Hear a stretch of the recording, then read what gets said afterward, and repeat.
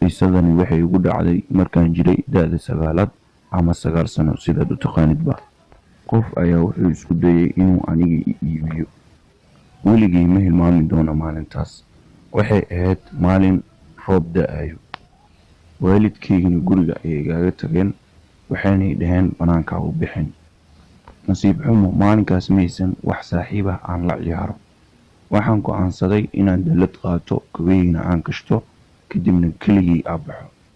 Run ahaantii xaafadeena waxay ahayd xaafad dad masaakiin kaliya degan yihiin. Banaanka anigoo joogo oo care iskaga ciyaarayo ayaa waxaan arkay naag. Marka hore waxaan u maleynayay hooyaday, laakiin markaan fiiriyay ma ahan hooyaday, waxay ahayd naag kale. Waxayna igu tiri, wiilkaygii dallada ma ii dhiibi kartaa, roob ayaa igu da'ayo.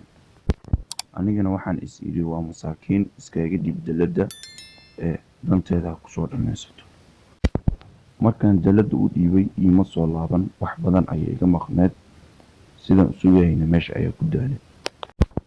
Xoogaa kadib waxaan arkay baabuur buluug oo naagtii saaran. Naagtiina way ii wacday, waxayna igu tiri, kaalay wiilkaygii, gadaal ayay dalladaada saaran tahay, ka degso. Baabuurka gadaashiisa markaan fiiriyay waxaan arkay dalladeeda kaliya inay saaran tahay. Waan ogahay inay midaas qorshe aniga leediga ee ahayd, sababta gadaal dallada kaliya loo saaray, horay iyadoo soo saari karto. Laakiin markaas waxaan ahay ciyaal, waxaana soo aaday dalladii. Xoogaa kadib waxaaba soo degay ninkii gaariga wadayay, aniga ayuuna i xambaaray, wuxuuna igu tuuray gaariga gadaashiisa ama kursiga dambe sidaa u taqaanid. Aniga waan ooyay, waana qayliyay, afka ayuu iga qabtay, wuxuuna igu yiri, wiilkayga ma jiran tahay mase waad baqaysaa? Waxaan ku yiri waan baqayaa, laakiin asiga wuxuu igu yiri waxba ha ka baqin, waxaa rabta aniga oo ku sameynaynaa, waxaan nahay hooyada iyo aabbaha oo kale. Naagtii ayaa isla markiiba igu tiri, wiilkayga waxba ha ka baqin, waxaan ku wadnaa meesha ilmaha lagu ciyaarsiiyo. Isla markii aniga waxaa u qaatay dad oo caadi iska ah oo nin iyo naagtiisa ah. Aniga weli waa ka shakisnaa, waana ooynayay. Baabuur ayay isoo saareen. Kadib waxaa lagu imaaday meel askar joogto. Askartii ayaa waxay ku tiri baabuurka istaajuri ah, laakiin asiga ma istaajinin. Baabuurka ayuu kala firiyay, wuuna soo orotay. Isla markiiba booliiskii baabuurka lugta ayay ka joogteen, baabuurkiina lugta ayuu ka banjaray. Run ahaantii roob xooggan ayaa da'ayay maalinkaas. Anigana aad ayaan u jaraynayay, sababtoo ah waxaan ka baqayay inuu ninkan i dilo.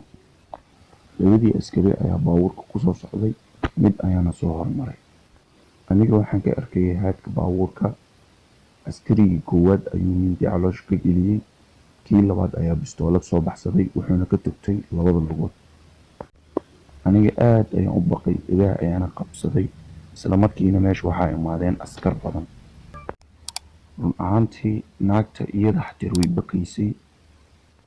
Isla markii waxaa ii imaaday askarigii bistoolada ku dhuftay tuuga, aniga ayuuna isoo xambaaray. Sidaas ayaana laygu soo badbaadiyay.